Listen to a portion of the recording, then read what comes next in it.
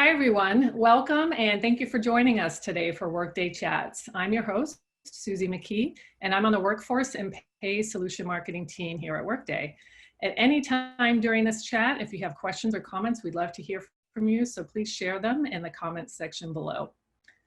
I'd like to welcome you to today's conversation, Navigating Payroll, New Expectations.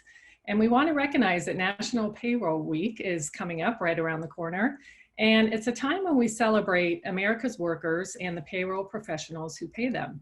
Workday sponsors this special week, which was started by the American Payroll Association back in 1996. And together through payroll withholding, payroll practitioners contribute, collect, report, and deposit 70% of the U.S. Treasury's annual revenue. And they work tirelessly to ensure 100% of workers are paid accurately and on time. So we're very happy to welcome our guest today. Wilson Silva is Senior Vice President of Outsourcing with Workday Partner Alight Solutions. And my colleague, Gil Castro, is Legal Director of Products and Technology here at Workday.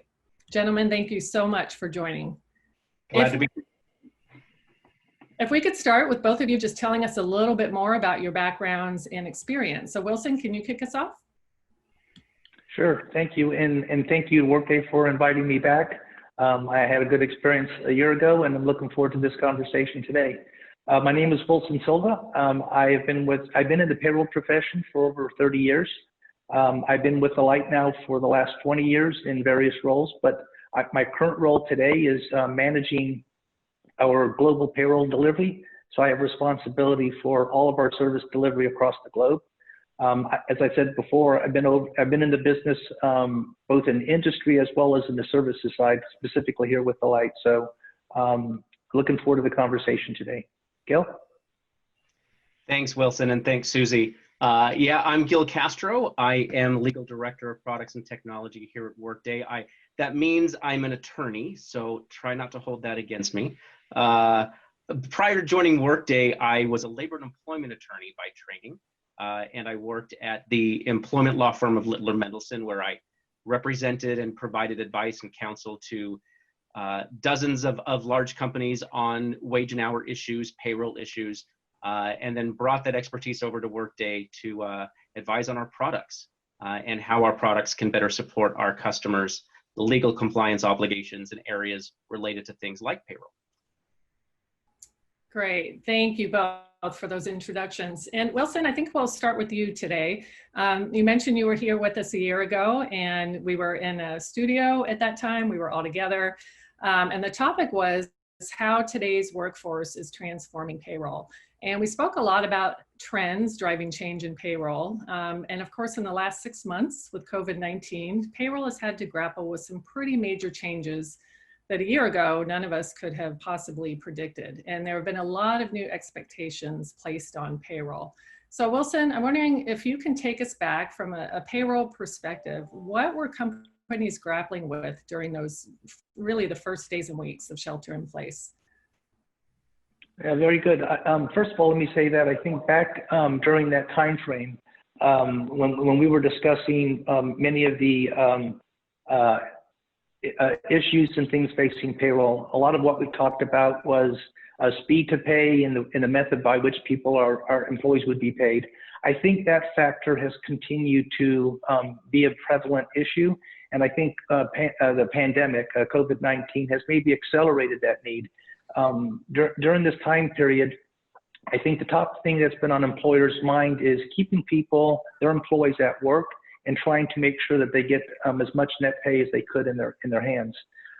Specifically during that time period, I think the thing that many employers faced was a couple of things. Number one was what I would call business continuity. You need to continue to have your payroll function work. I think the interesting thing about this pandemic is that typically employers have a business continuity plan.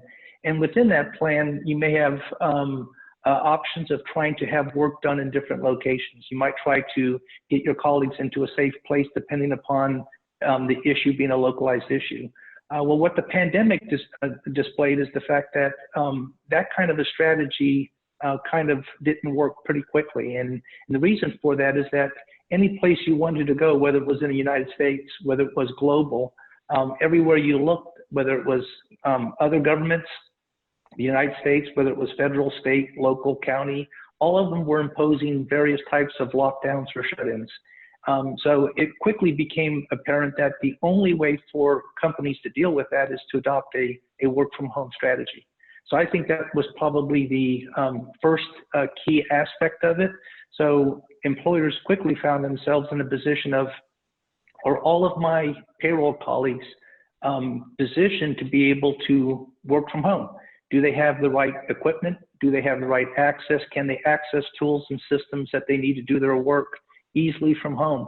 Then there's a whole other issue around in a normal business continuity mode, doing that for a short period of time might be doable. Business continuity is not expected to last for a long period of time.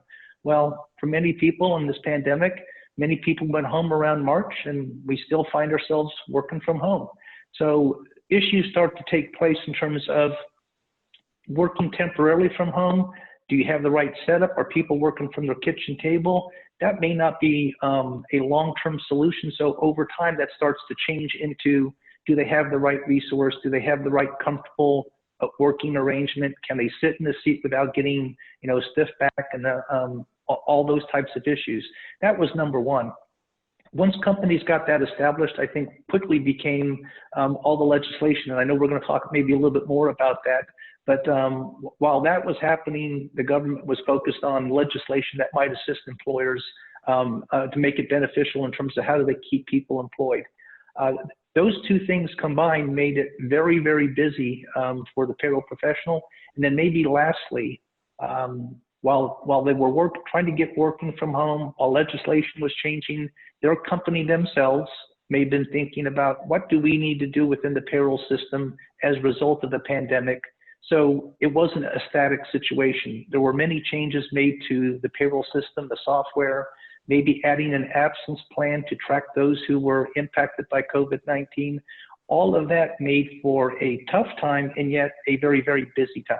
So that's sort of what was going on during that those early days of the pandemic in March. And I would say that in many ways it's kind of persisted throughout the current day.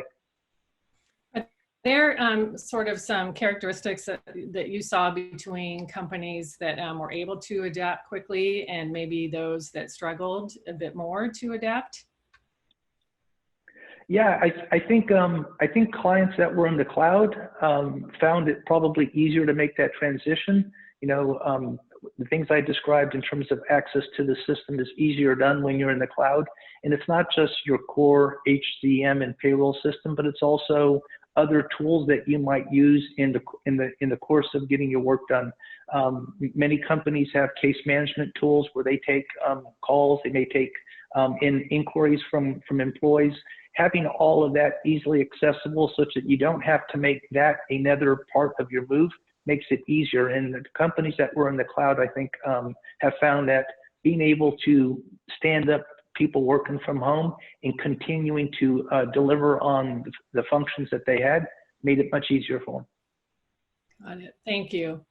And Gil, we mentioned legislation. There were certainly some really quick emergency legislation that was put into place that impacted payroll. How were companies responding? Yeah, it certainly did. I think that, well, first, just to put my lawyer hat on nice and tight, today we're probably going to share a lot of information about various laws and legislation and things. So let me just mention right away that none of it's intended as legal advice. Wilson and I are not giving you legal advice today, but instead we're trying to share information, and I always recommend that organizations consult with their legal counsel regarding any compliance related issue. It's really important.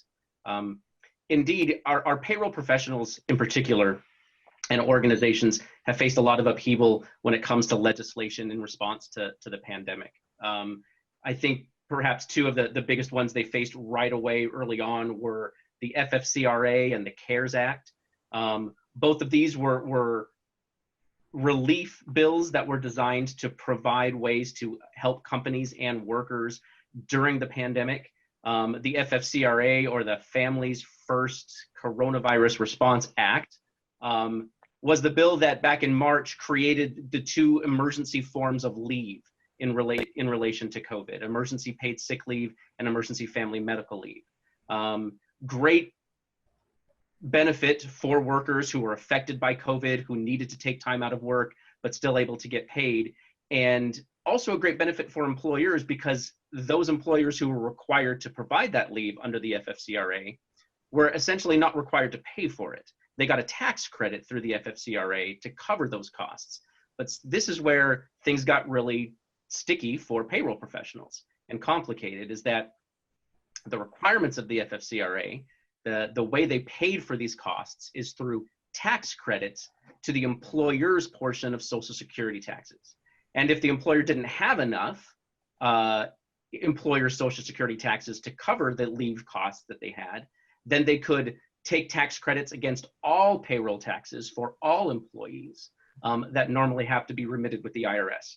So it gets pretty complicated as customers and companies are trying to manage these really complicated tax credit shuffling. The CARES Act did sort of a similar thing. The CARES Act did a lot of things for workers and for employers, but probably the two that impacted payroll the most was that they created an incentive for economically hit companies to keep paying employees. For companies who were hit by the economic downturn, by the shutdowns, if they kept paying their employees, they could take a tax credit of up to 50% of the wages they paid those employees, to a cap of $5,000 per employee. Again, that tax credit comes out of employer Social Security taxes or their entire payroll tax burden if they don't have enough employer Social Security taxes. Again, very complicated to manage and administer. And then finally, the CARES Act also allowed any employer to defer their Social Security taxes, the employer portion of them, for the rest of this year, between April and December of this year. And so in the midst of all of this tax credit shuffling, companies were also allowed, if they wanted, to defer paying employer Social Security taxes for the rest of the year. Quick reminder for everyone that that's just a deferral. If you're taking advantage of that, you are going to have to pay it back. Currently, the payback plan involves paying half of it back by December of 2020 and the second half by December 2022. But these are just two examples of the legislation that came out in response to the pandemic that kind of really turned things around on its head and created a lot of extra challenges for payroll professionals in the midst of all this on how to administer these new regulations, these new requirements, and obligations. Very complex. And maybe just to add to that, Gil and Susie, and within the Alight business, we had about a 90% uptake on that deferral of the employer taxes. So 90% of our clients, when that CARES Act came out, all of our clients started inquiring, how do I do this? How do I go about doing this? How can you assist me in doing that? And at the end of the day, we had about 90%. We went out and polled all of our clients. We explained to them what Gil just explained, and we had 90% acceptance rate, which now then puts us in a position of modifying tax systems to defer the collection of that tax, the calculation, because as Gil said, it doesn't mean the tax goes away, it just means that it's deferred. So you still calculate, you're just not remitting, you're not sending into the government. So you need to have systems that manage that so that the time comes what's actually due, we're able to actually make that remittance. So it's one of those things that during all this time I was referring to, people are working from home, moving from home. Things didn't stop. In fact, things got even more challenging while we're trying to solve the problem of working from home. And let's stay on the topic of legislation and compliance a little bit. How, some of that new legislation has obviously impacted payroll. What are sort of the longer term, maybe more permanent impacts that you think will be in place now? I think that a lot of that is still yet to be seen. How many of the legislation we've seen come out of COVID is going to stick around. I think that what's the bigger picture is that when legislation like this gets written, first of all, it gets written very fast. And I think it gets written perhaps hastily. And so it creates a lot of uncertainty for payroll organizations, for payroll departments and companies as to what this legislation means and how they're supposed to react to it, and how long it's going to stick around. And so the good news is payroll professionals are kind of used to this. Payroll laws often are not written all that well, and the regulations often answer a lot of questions but raise a lot more that come out after the bills get passed. And so payroll professionals are good at adapting to this.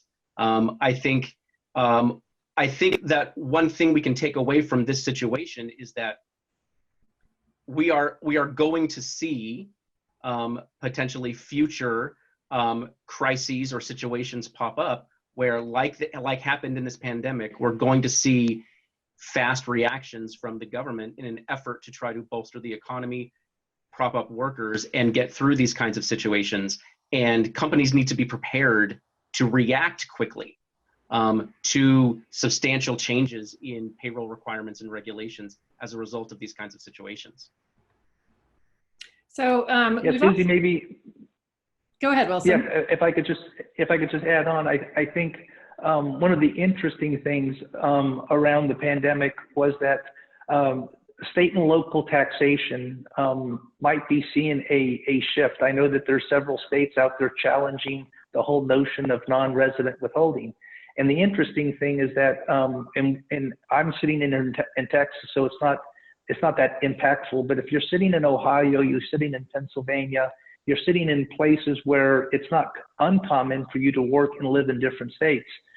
There's going to be an interesting thing that develops, because most states and locals during this pandemic basically issued some guidance to say, if you were working in my jurisdiction, that's where your office is, and by moving to home, you're now sitting in your home, which is in a different taxable jurisdiction.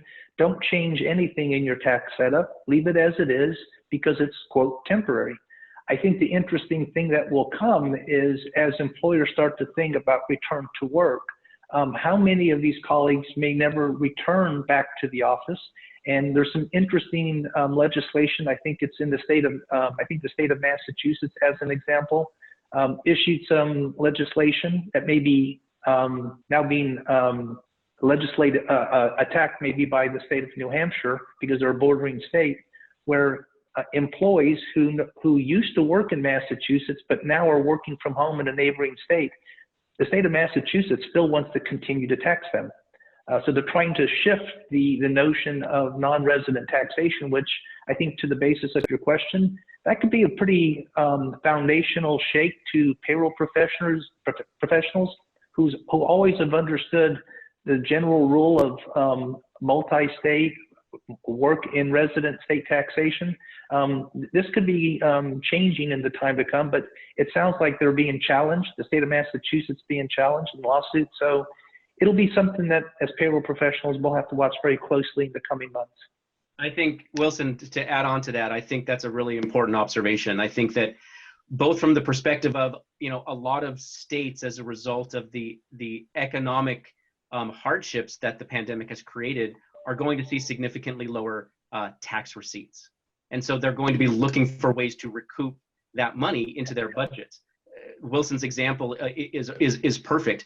With remote workers who normally are multi-jurisdictional workers, who perhaps live in one state but work in another nearby, who are now working from home, there's a lot of it's going to vary state by state, where if there's any change to their tax rules, if they are now being taxed or subject to tax by their home state as well as their work state, even though they're not working in that work state anymore right now because they're working remotely. And that may subject companies who are usually not subject to taxes in that state to taxes in that state, because they now have workers working remotely in that state when they didn't before.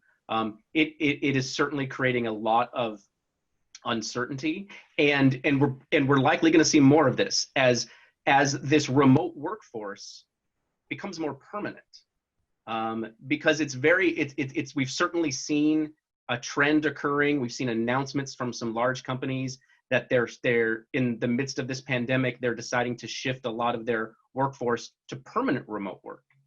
And so that is going to have an impact on those tax receipts, and it's going to prompt, I think, potentially a lot of states to consider what they could do to try to still recover those income taxes, even from workers that are no longer working in their state. Thank you. So I'm wondering now if we could shift over. We've been talking about remote workers, which are generally, office workers who have had to work from home and are able to do so. But frontline workers, there seem to be a lot of new expectations around payroll for frontline workers. And we know that companies have already been struggling to sort of hire and retain frontline workers. They're competing with gig work, where workers are essentially working, finishing a shift or an assignment, and able to get paid right after that. And we're seeing a lot of emphasis on the worker experience right now.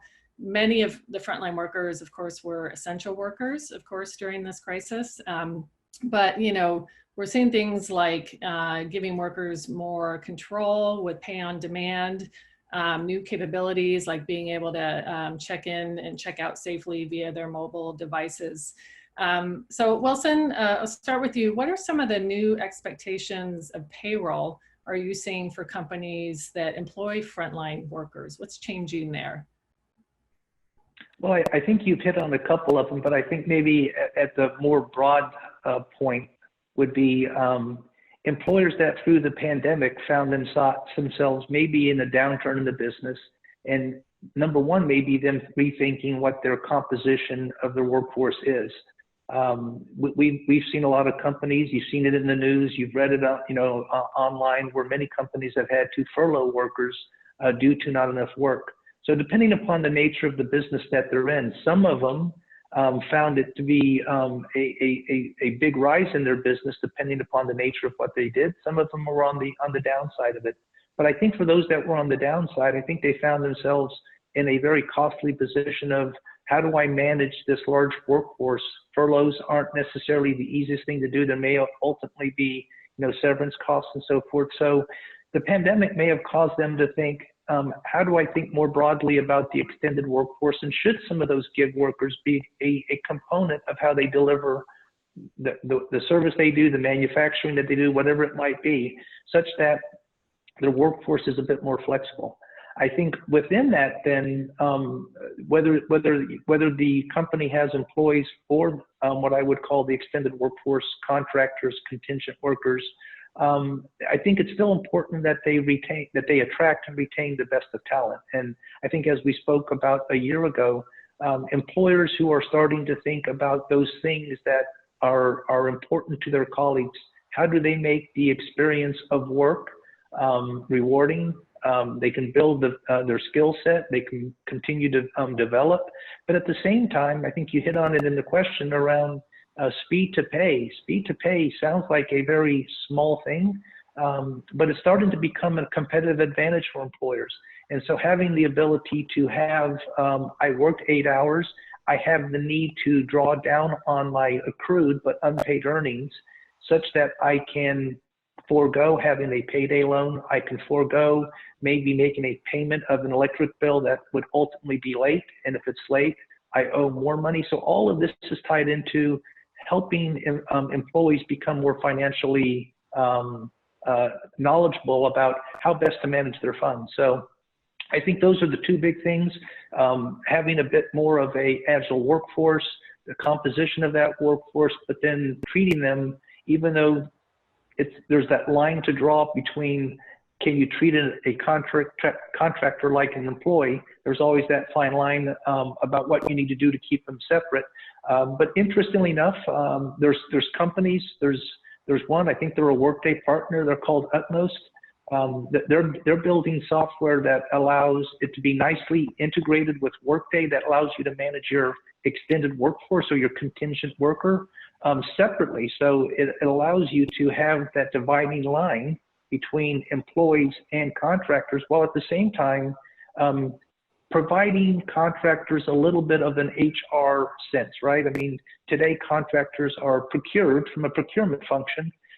Tomorrow, I think they'll be treated more like employees, and people and companies like Utmost, I think, are ahead of that curve, seeing the direction that it's going, and allowing companies to try to build software that allows them to develop colleagues, manage their talent, their expertise, so that you can do the best in terms of attracting.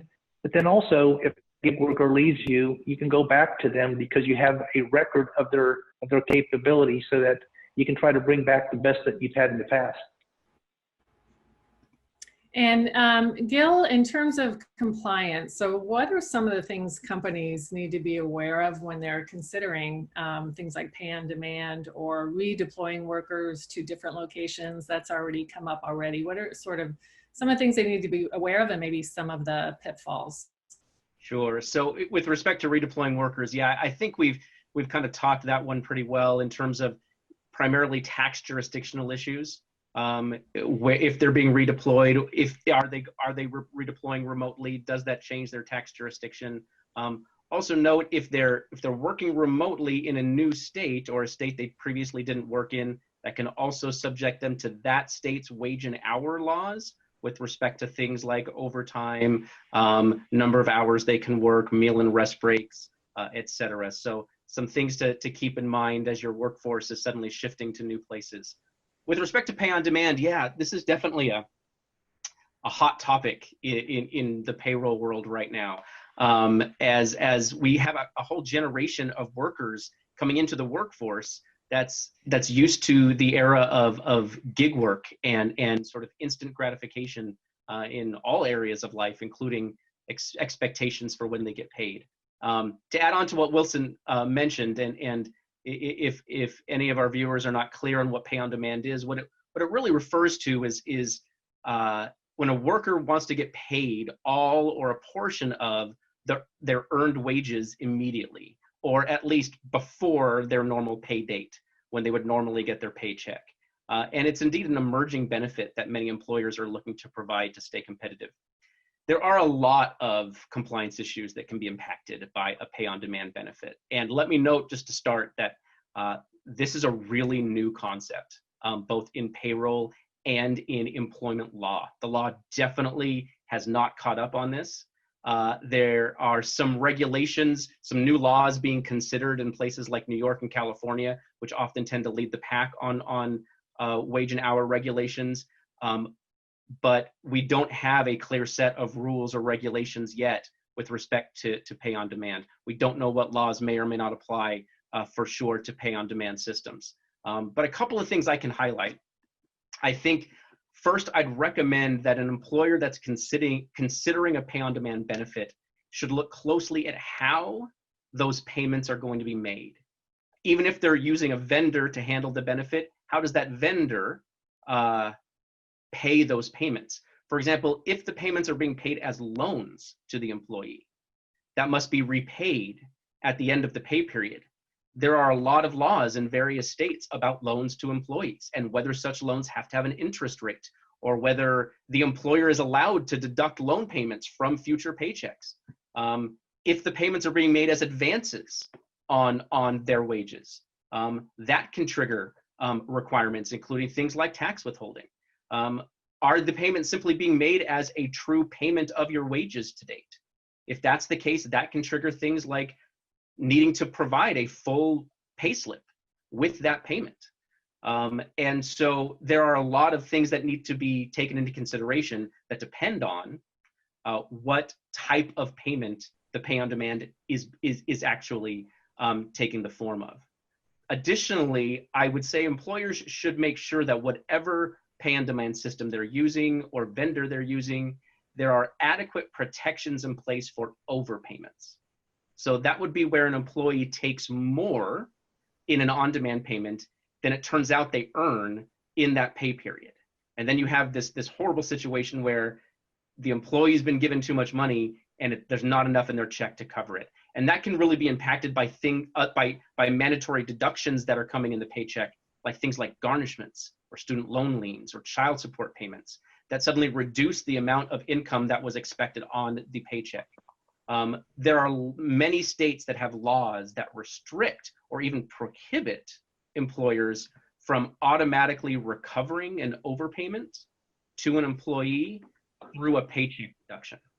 And so trying to recover that overpayment can be both difficult for the employer, and it can also cause a lot of friction between the employer and the employee.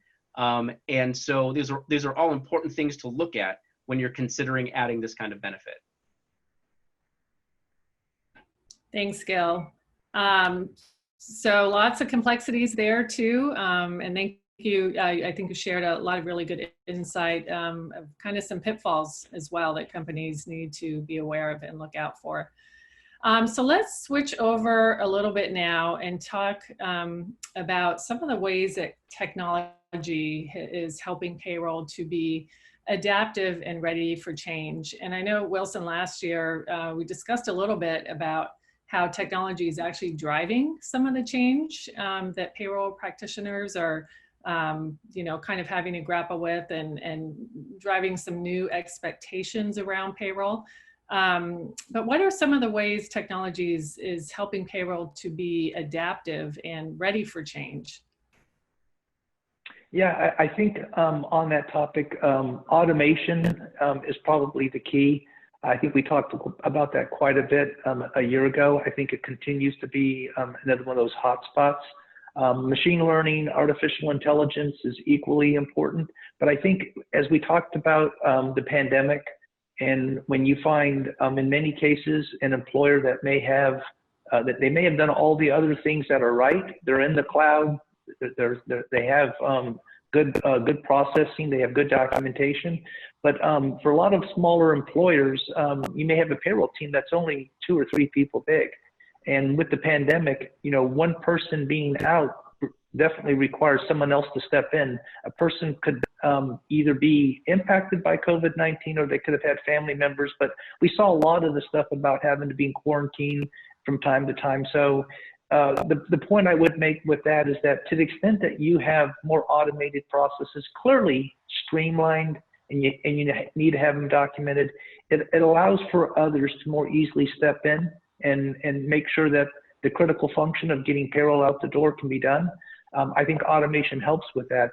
If you have somebody that has to step in and they know that their job is executing on some automated scripts, that's a whole lot easier than giving them a document that may be 10 pages long with very specific steps that they have to execute on, and they're not familiar with the system, they're not familiar with what the output looks like.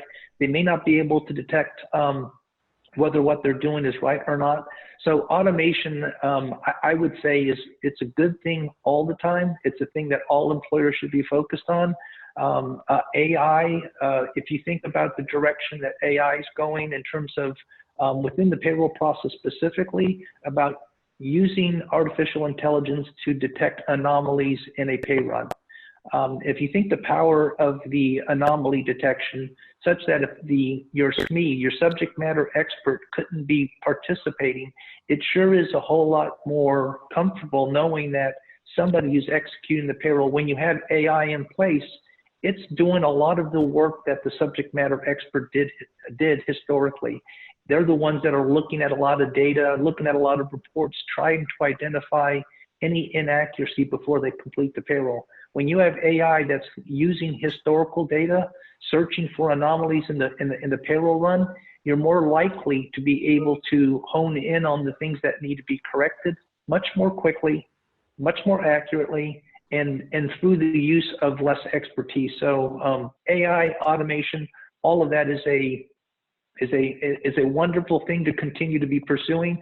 I think as you think about the pandemic, it maybe has caused many employers to think about that and recognize that the dependence on a few employees may be very challenging at times, especially what we just experienced for the last 5 months. Having things more automated, and if you can't get there, definitely streamline them as best you can and clearly have them documented. And do you think for companies that are now looking to update their technology, so maybe they were caught a little bit flat-footed, have their requirements changed at all, or has it more just sort of illuminated the value of some of the things that you were just describing? I think it's illuminated. I would tell you that the requirements of a common system, entry of data elements once in the system uses it, full integration, a data model that Workday has whereby data used for one business process is leveraged for others. All of those are things that make things clearly more efficient. I think the pandemic, to the extent that you were in a world where that wasn't the case, I think you found that to be a bit more troubling. It was clearly a bit more challenging. For those that are on Workday, I think they probably found the experience much easier. So if people haven't made that path towards moving to the cloud, and specifically Workday, I'm not sure if the pandemic has changed what they should be after. I think it may have just caused them to think I need to get there faster. Got it. Thank you. Well, as we're wrapping up today, we've got just one question left for both of you. And why don't we start with you, Gil? So as thankfully, and hopefully this will happen more rapidly in the near future, as offices are opening back up and millions of remote workers are sort of looking at heading back into the office. Gil, what are your recommendations for these organizations moving forward, sort of in this new normal of constant change? With respect to returning to work, I think the reality is Wilson and I and others could probably spend a whole hour talking about things that companies should be taking into consideration with respect to returning to work.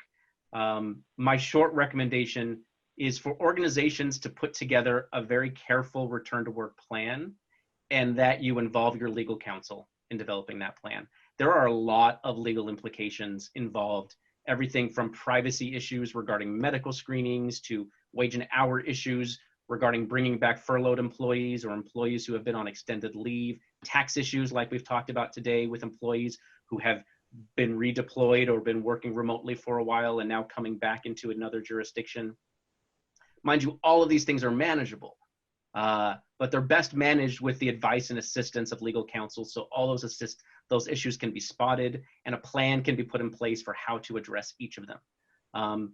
I would also recommend really explore the capabilities of your technology solutions and work with your partnerships that you have to make that process go as efficiently and seamlessly as possible.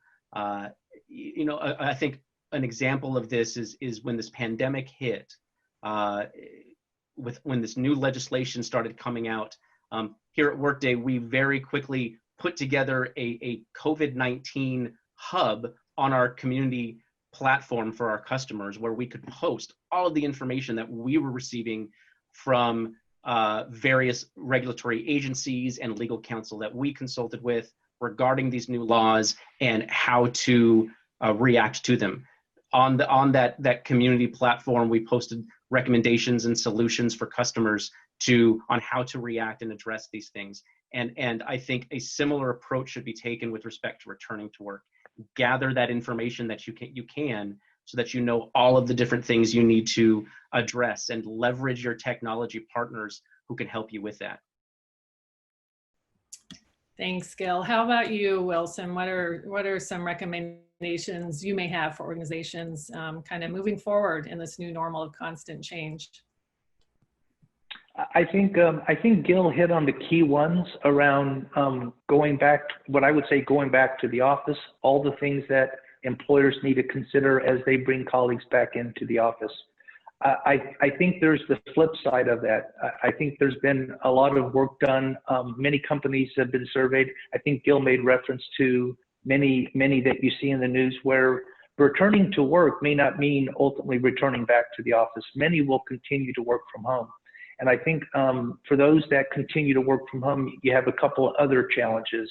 As I said before, I think when people were invoking business continuity, working from home might have been considered a temporary thing. I remember for us, we thought we were going home for 2 or 3 weeks, and now you find yourself here 5 months, right? So for those that are working from home, I think employers will have to look at how do they continue to assist them. people working at their kitchen table, working sitting on their sofa table. Their sofa itself in the living room. That's not necessarily conducive for longer term work. So I think as they develop the plan and they consider all the things that Gil was talking about moving to the office, I think they also need to think about the component for those who are not going to go back to the office. They've made a election that, hey, maybe I want to stay, continue to work from home. They got used to it. This pandemic proved that more colleagues can work from home than maybe we thought. And so there might be some components that HR might need to think about for those that are going to continue to work from home. Do they need to give them a stipend to cover internet usage? Maybe they need to buy a more ergonomic chair. Any of those kinds of things to make sure that their work from home is as most productive as they can. I think from the payroll perspective, the payroll professionals hitting on the state and local tax issue that Gil and I talked about. I think when companies finally make their decision that they have their plan, they're moving back. Some colleagues will, some don't. Those that don't, I think then they would have to evaluate, should we now be looking at the fact that what was once temporary is now permanent, and do we need to find out, do we need to take an HR one-time project, and do we need to understand who was once in an office now working from home? And in the system, you do an update for their job location, you make them officially virtual in the system, and when that happens, what does that trigger? I think Gil would agree that you may find that you have people sitting in jurisdictions that you're not registered for. You have to do some updates in the payroll system so that you can start withholding in jurisdictions that you didn't previously. And I think you need to work closely with your tax group, your internal tax group, to make sure that they recognize that we are now having business in a state that maybe they didn't know we were going to be doing. So I think that's the key thing. It's a project of evaluating that tax setup, making sure that you're registered, and that going forward that you're withholding for your employees the way that the law requires. All putting aside the thing that we talked about with Massachusetts and a couple other jurisdictions that may be contesting what we know is the rule today. Got it. Being adaptive sounds pretty key for all these changes that payroll practitioners have recently experienced, that we've all experienced, and really being able to adapt moving forward to change. So thank you so much, Gil and Wilson, for your time today, and for payroll practitioners. We salute you, we celebrate you, we appreciate you. So thank you everyone for joining, and we hope you can join us again for our next episode of Workday Chat. Bye everyone. Bye, thank you.